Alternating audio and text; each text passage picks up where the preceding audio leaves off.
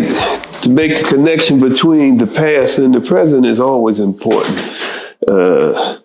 It's also important that people understand the real deal, the real conditions that we've been under. We definitely have been. They have been trying to commit genocide against us. And we have been resisting from the beginning. We fought every step of the way. We ran. We did everything we could to survive, and we have survived. I mean, millions of us have suffered to survive. We stand on the shoulders of many martyrs. You know, there were many Nat Turners and Denmark Vessies. You know, there were many Assata Shakurs and Lumumba Shakurs and people who have fought on different levels to prevent the total genocide of African people. But they don't tell it like it is because, like I said before, they're liars. They're always lying about what they have done, what they are doing to our people. I think it's important that we make it clear what we're going through, that we make it clear to ourselves and the rest of the world that we're in a struggle for survival, the survival of our people, and that we have to come up with ways, organized ways to make sure that we do survive as a people. I could go along with it as a slow genocide in the sense that they've been trying to get rid of us as a people for hundreds of years. So slow, I don't know if you call all the killing, all the mass murder of our people that slow when we're dying every day for the last 400 years. They've been murdering us. Is it slow? Maybe too slow for them, but it's too fast for us. It's too many of us being killed, you know. There's a George Floyd every day, 3-4 times a day, you know, all over this country. We just don't always hear about it. So I don't think it's too slow. I think it's too fast, actually, you know. But it's up to us to prevent it, to stop it. I wish I could tell you how, you know. I mean, as I said before, Kwame say, organize, organize. And we as a people have to organize ourselves. We have to teach our history and teach the history of struggle, teach the history of revolution, and learn the tactics of struggle, the tactics of revolution, the tactics that have been used by many different people around the world to survive and to succeed in throwing off the yoke of oppression, of genocide, off, to throw it off by what tactics, which tactics have been successful. We need to teach it. We need to learn it and teach it, you know, especially to our youth, you know, because the struggle is yours. The struggle, you are the ones we're waiting for. So it can't happen without you, you know. So. Yeah, exactly, right. The youth is the future, right? It always has been, and your generation is it always will. To be that. So, but we have to make the connection. We have to recognize that it's a continuing struggle. It's not something that each generation start anew. This is something that's, you stand on our shoulders. We stand on the shoulders of our parents. They stand on the shoulders of theirs.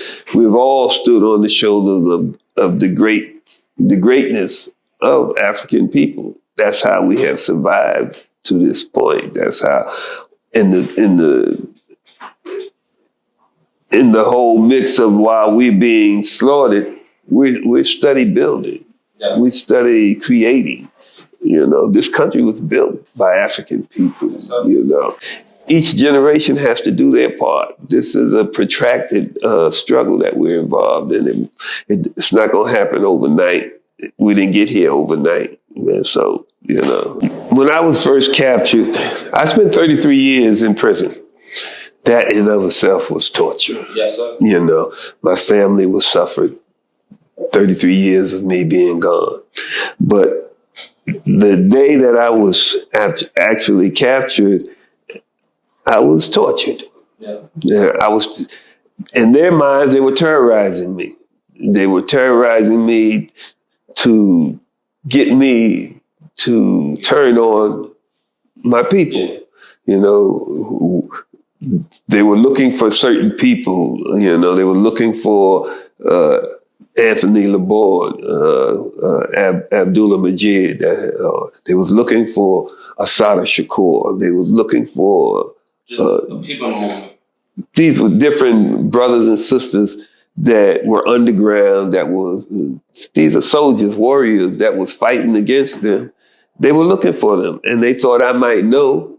So they were torturing me, they burned me. They put cigars out on my arms, and they pulled my toenail out, put my head in the toilet, flushed the toilet. I guess that was their waterboarding, and they beat me for 6.5 hours. They basically destroyed my pancreas. Damn, they killed me. Literally beat the shit out of me. The shit was all in my pants when I took them off. Literally.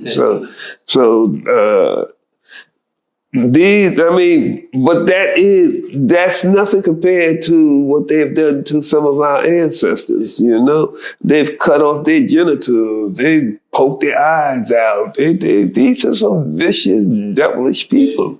They've done all kinds of things to us. So I'm here, I'm strong, I'm healthy, I'm damn near 80 years old, and I'm still moving, So, I'm still fighting, I've been blessed to see my grandchildren, my great-grandchildren, and might even see some great-greats in a minute.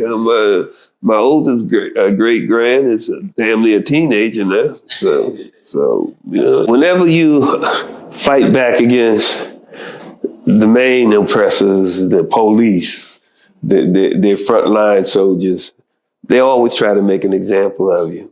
Yeah. My comrade that was with me the day that they captured me, he wasn't fortunate enough to just get tortured. They shot him in the back of the head while he laid on the street. So I came out lucky, Actually, they didn't even know who I was until after they printed me and my prints come back, because I had been underground for about 13 years, and they were surprised when they caught up and found out who I was. Yes, but that allowed me to survive. Allah's great. Yes. They have their plan and he has his. He's the best of planners. Well, because the international community needs to know the truth of these people. These people, I mentioned to you before, they're liars. And they've been propagating this big lie about this wonderful democratic society over here where everybody is equal. We've even had a black president. So he saved us. They make the rest of the world think that this is something special over here. The world don't know how brutal and how vicious these people are. People are dying trying to get over here. They want to get here. They think this is a wonderful place to be. Yeah. They don't know. We need to tell them. We need to make the connection to the struggles in the rest of the world, because it's all one world. And these people are going all over the world with their devilment, So we need to connect with the other folks of the world that are under the oppressed toes and the oppressed boots of these devils over here. Well, I think so.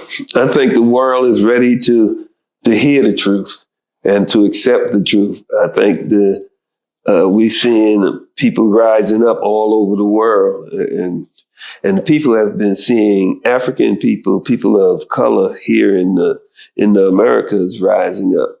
Last year was amazing, you know, to see how many people demonstrated against the brutality of this here country. It's the systemic racism in the police departments or in the government of this country. So I think people are ready to hear why so many people was rising up, what it is that made so many of the youth of this country rise up in this wonderful democratic experience over here. So I think this is a key time to do it, to make the connections with the rest of the world, to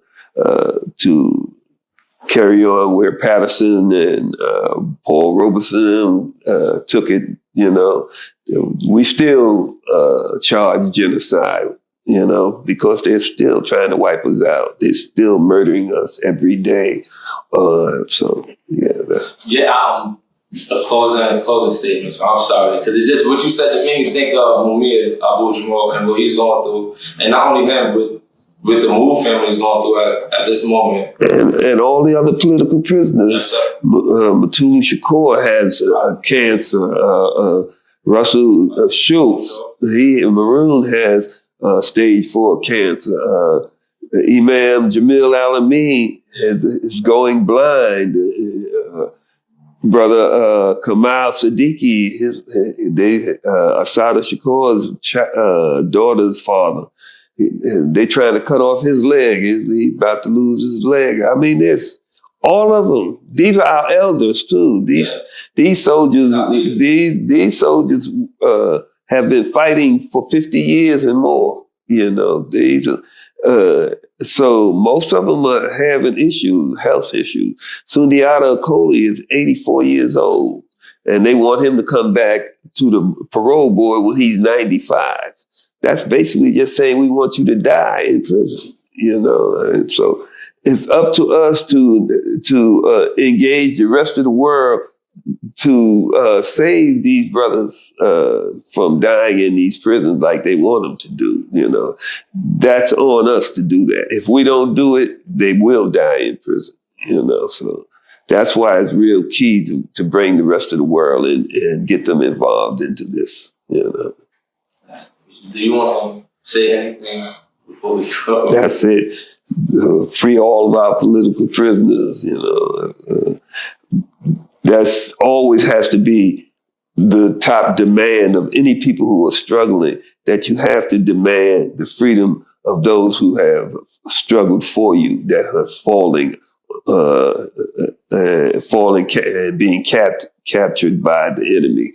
You have to demand their freedom.